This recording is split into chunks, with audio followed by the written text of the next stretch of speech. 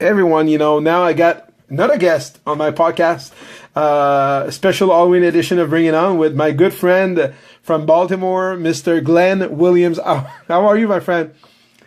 Good, Dom. Really good, man. How you been doing? Oh, miss you, brother. I can't wait to see you, in the spring or whenever, but it would be cool if you could come to SalemCon this year.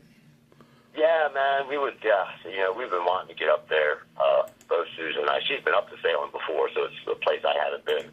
One of the few places she has, and I haven't been yet. We both love to go. So, but with everything coming up, and hopefully, that's in springtime, isn't it? Yeah, it's in April. So I don't know if we'll be able to swing it this year, but either way, we would love to, we miss you too, man. You're always never far from our minds, and we'd love to see you again. And there's a lot of people we'd love to get up there and see again too, Mark and Lauren and all that group. I mean, I've seen you guys when you're up there posting, man. It really looks like a good time. It's really something I'd like to do. Yeah, otherwise I'll go and see in Baltimore. There's a lot of places we haven't been able to, but I haven't been able to investigate yet in your neck of the woods, so I'd like to go back. Because we had a good time last time around, Fort Armistead, and it was a very cool and creepy place, and that's the point tonight of the podcast. I want to get your, I know you've been doing this for a long, long time, and I know you've been in the Army, you've traveled across the world. Tell me, Glenn, if you had to say the creepiest, not necessarily, we'll start with the creepiest experience you've ever had, and then we'll go to the creepiest location, but the creepiest experience you've ever had, whether it's paranormal or just creepy, whatever, it's your call. The creepiest experiences that I ever had was when I was a kid. Absolutely, when a lot of this started for me. One of the first houses that we lived in down here in Baltimore, what's known as Catonsville, a little suburb of Baltimore, right on the edge of the city. And a lot of the row homes there are still from probably the late 1800s.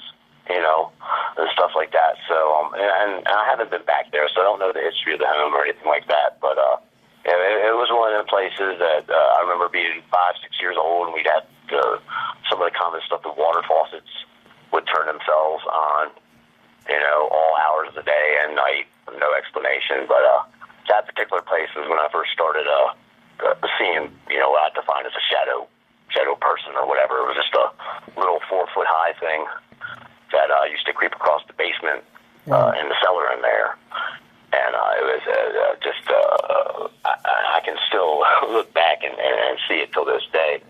It was one of these things where I used to catch it out of my eye really quick, but there was one particular night I was down there, coming up the stairs rather, and I stopped and I looked at it. The dang thing stopped and looked at me, and I never wanted to go in that basement again. Wow. And how old were you already? How old were you back then? I was probably like 5, 6 years old. I was Holy still cow. a little kid. I mean, and it's just all kinds of weird experiences that we happened in that house, and it was frequent, and throughout my life, different points, I've experienced things. Not so much through my teenage years. I kind of ignored it, blocked it out. But when I went into the military, being able to travel and go to places, especially overseas. We got a lot of history here in America, but there's a lot older cities and more populated cities over there, and not to mention some of the ships I was on and stuff seem to carry a lot of energy. But I had experiences all through there, and honestly, some of the most recent ones is when Susan moved in with me here when we first started seeing each other again about 4 years ago, 4 or 5 years ago, so 6 years ago. Say hi to Dom, by the way. Hi, John. Hey, Sue. And I was coming home from work, and this was like 6 o'clock in the morning. I was working nights at the time. And you know how the house is. We have the side door there, and you can either go to the top level or you can go down the steps. Yeah. And I opened the door there, and I see just a tall black shadow figure standing at the bottom of my steps here. And for a second, it kind of shot me back to being that little kid on the couch. A little kid down there in the basement, seeing that thing, go across between the chair and the couch there, and it stopped me dead in my tracks for a second. I got my wits about me and realized I'm a grown-ass man now. I went running down the steps, chasing the dang thing. And in the basement down here at 6 o'clock in the morning, yelling, I don't know what you are or where you're from, but you need to stay out of my house. And that's what started my little foray into, starting Baltimore Paranormal. Well, now it's Boneyard, but and doing the investigations is what started me years ago. I mean, listening to your podcast and watching your videos and stuff, man, and how we first connected on Twitter and all that stuff, so. Exactly. That's the beauty of social media. Meeting people, like, and making friends, and using it for the right things, right? Absolutely. I mean, I learned a lot of how I invest. I mean, the funny thing is, I've always read about this stuff, and I've always been into it, but I didn't really actively start researching it until about 5-6 years ago. I mean, actually, as it pertained to me and what was going on, and even though I started the group, and for me, and I'm not mentioning anybody, I see a lot of newer groups. They want to jump right in and start helping people right away and everything. And I haven't been investigating that long. And for me, it's like, I wanted to go to as many places.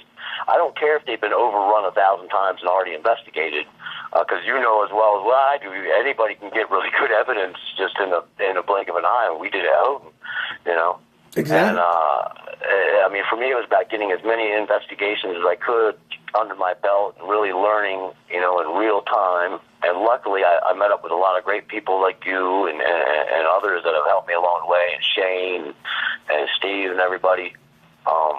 So, I mean, I've been lucky in that respect. But before you go out and even trying to attempt to help anybody out, for me, it's always been a learning process. Exactly. So, starting the group was never about going out and getting the best evidence or trying to, do anything better than anybody else. It was all about learning. And I feel I learned from some of the best, including yourself. Thank you, brother. The same thing for me with you. And I was talking with Brian Cano early on, and I learned a lot from Brian Cano, and I've said it before, from Dustin Perry. And, you learn that there's always something to learn. The minute you think you know everything, or you go to location and you go like, okay, in the basement, Bob is there. And on the first floor, in Mary's room, it's evil sister Lori. So you'll talk to Lori. No, you never know. Like Brian said, is it fixed hunting? Always the same spirit in the same place? They can go like we do in life. We're not always in the same place. We go to work, we come back home, we go grocery store, we travel. We go to the gas station to put gas. We go to see our friends. We go to a hockey game, whatever. We're not always in the same location. So why would spirit always remain in the same location? So sometimes, when you go investigating and you go like, oh my God, I can't wait to talk to either that spirit or, I think you're shooting yourself in the foot.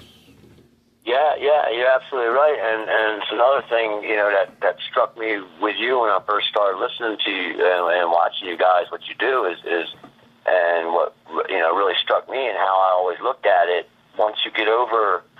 And it's not about not having, for me, not having any fear or respect to what's going on, but it's like, talking to people like they're just people. I mean, if you believe that there are human spirits, and I do, and that's what you're communicating with, you see some of the people, like you mentioned before, coming and stomping through there, asking questions like a police detective, instead of, trying to connect with whatever human side is left there. And I think when you have people like that around you, a group, and that energy really helps you. You get some good stuff. I mean, there's always going to be negative stuff. We've ran into it and stuff. But even then, it's with the people that you got, that really good starter base to go with. I think it's a lot harder to get messed with about it.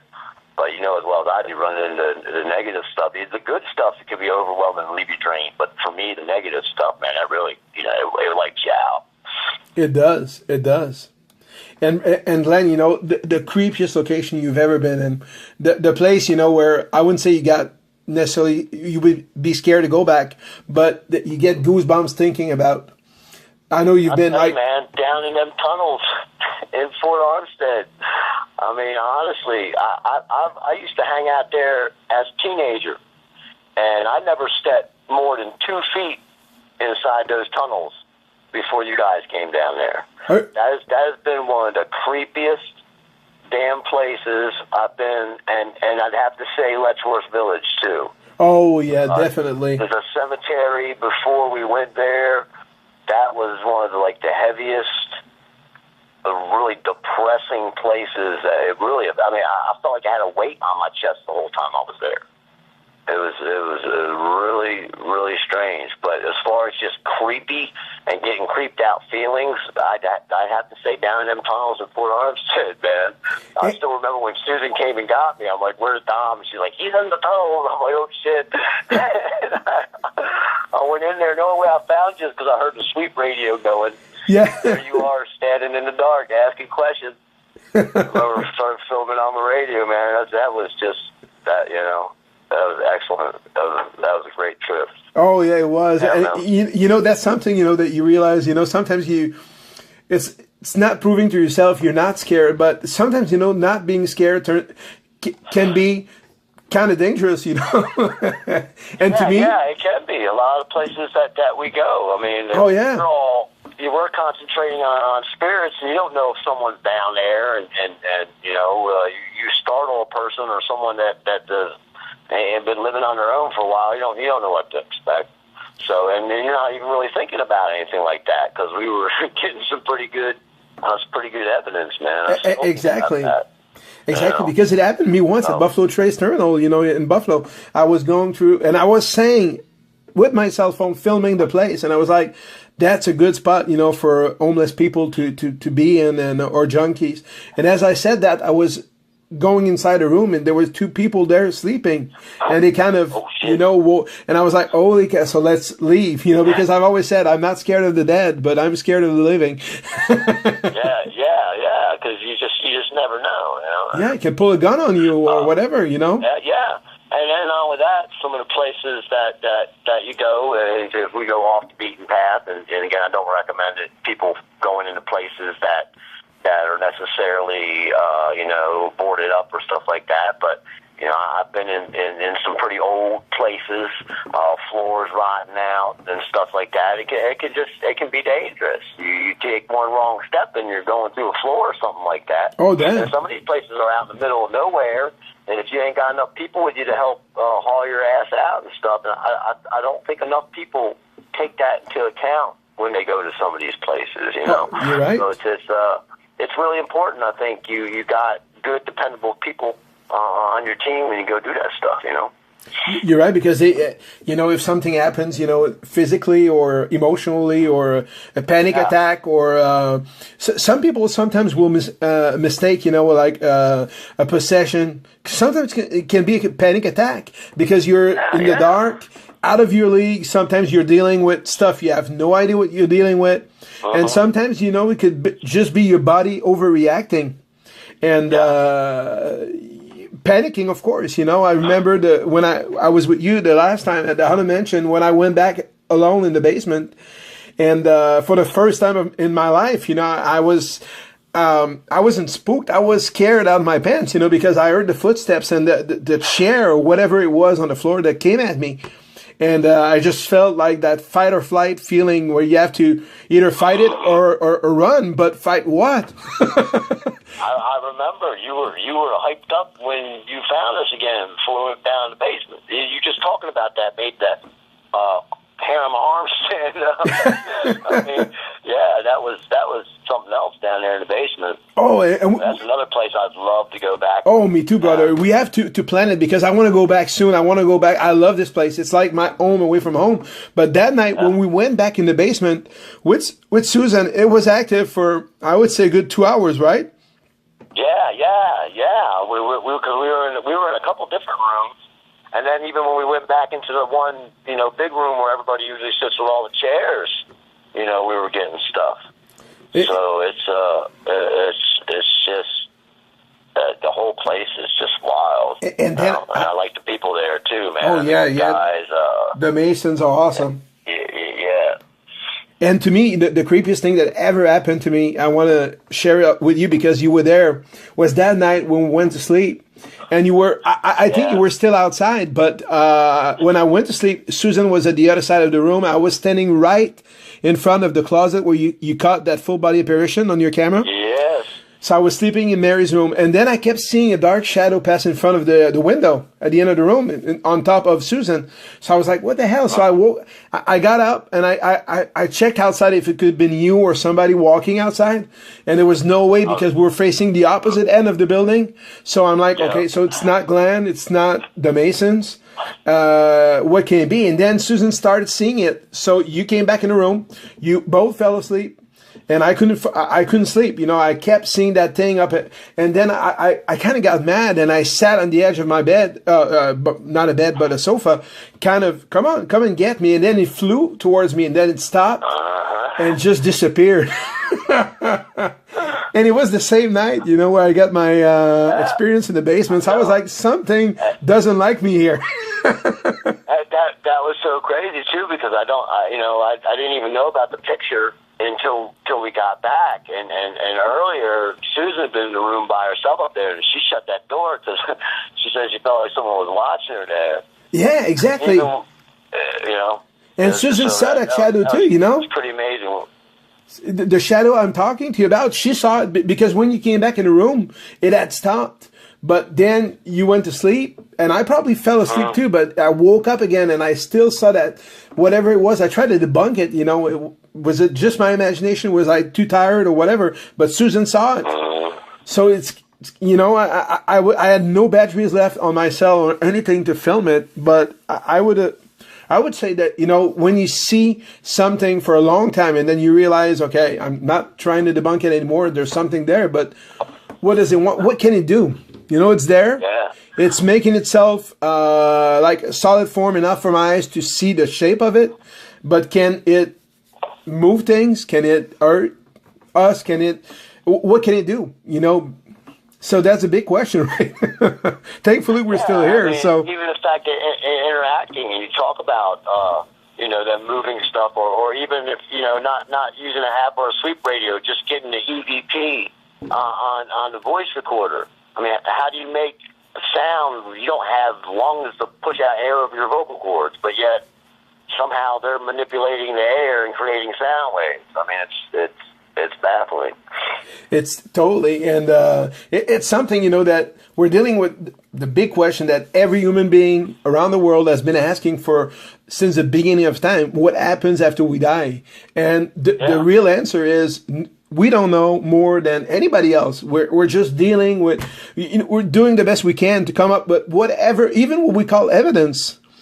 To some people, you know, what EVP or ghost box response or EMF spike. You know, to some people, they're like, you know, could be magnetic field. Earth creates magnetic field. It could be, you know, the audio recorder could be coming from a mile away, a voice from somebody in the basement, or a ghost box sweeping through radio, just your mind playing tricks on you. So you can spend your whole life debunking everything, but at the same time, you know, when you add everything together, like that night, you know, what I felt in the basement, what I heard, the EMF spikes that we had on the K2 on demand, back and forth. You remember, you said back up, it would stop and then come back, and then it would spike in the red again, then go back and come back, and for about 20 minutes. Yeah, it was crazy, you know. We had some luck up there in the cloakroom too when you had your the flashlight, using that for the, you know, blinking the light on and off for a while. It was you and I sitting up there. Damn right. And it's just, you know, and being able to go into Mason's Hall and the temple and everything like that was just an awesome experience. Something I thought I'd never have a chance to do. That's something, you know, that, let alone spending the night and everything.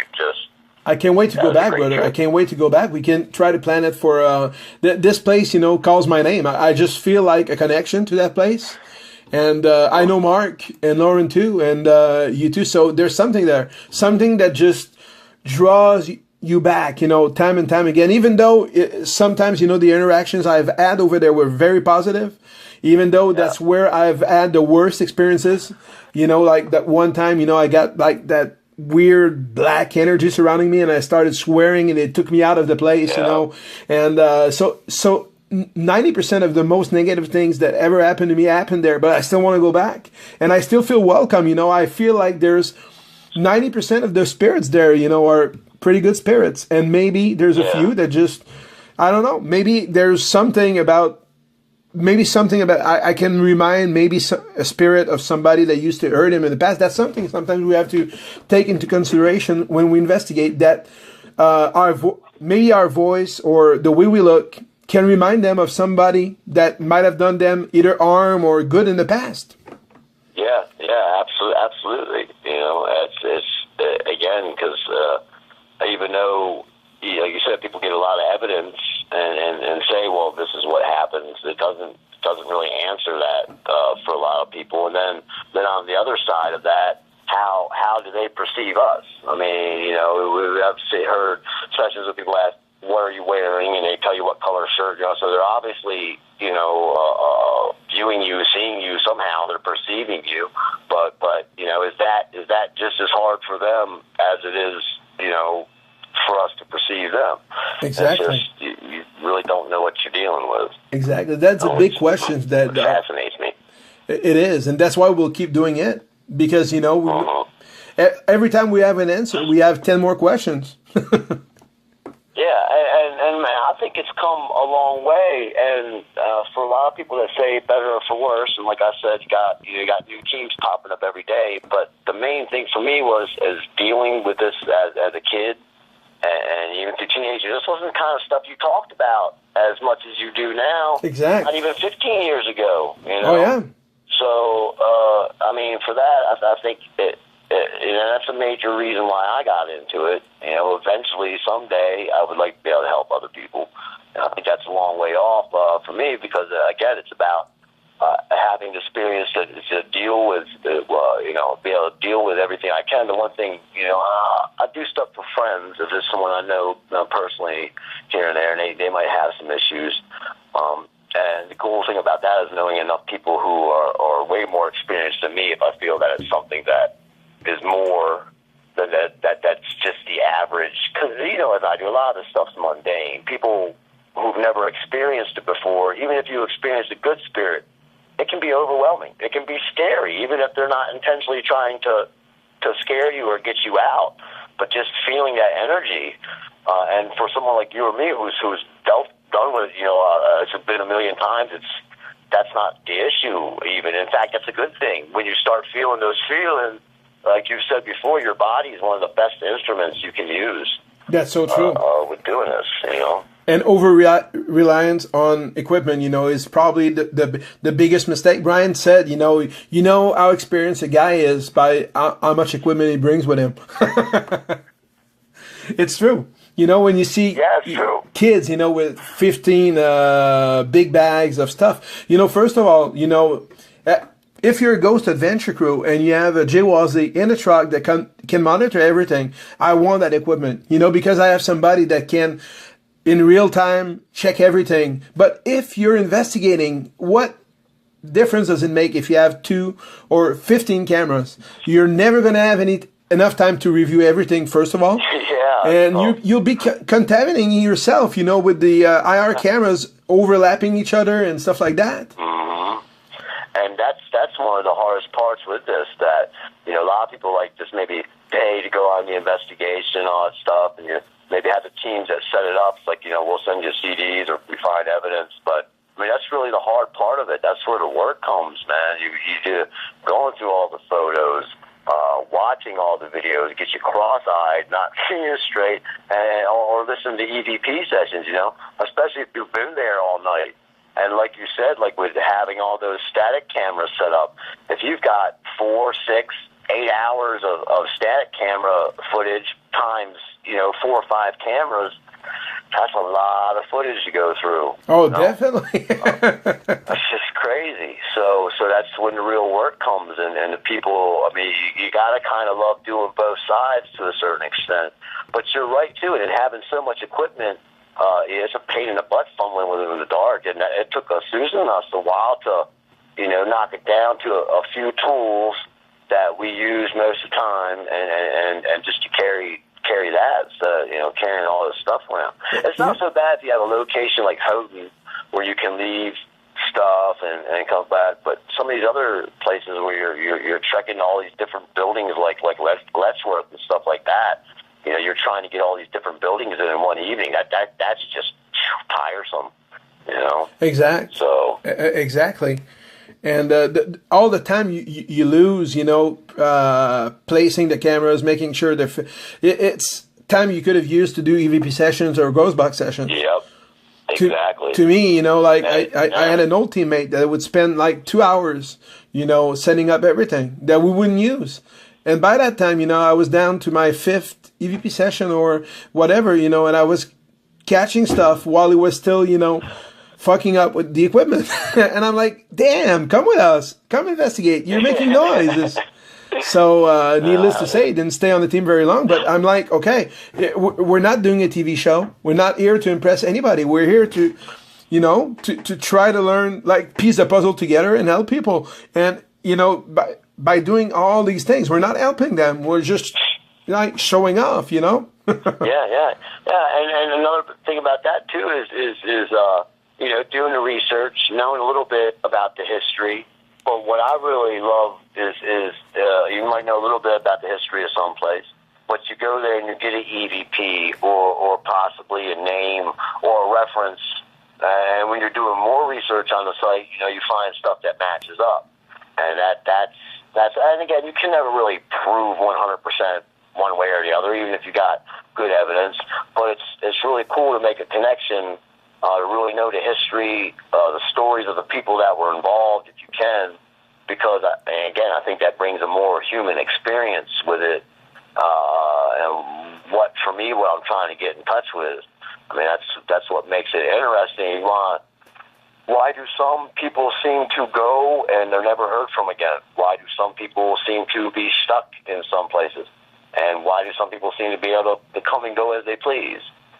Exact.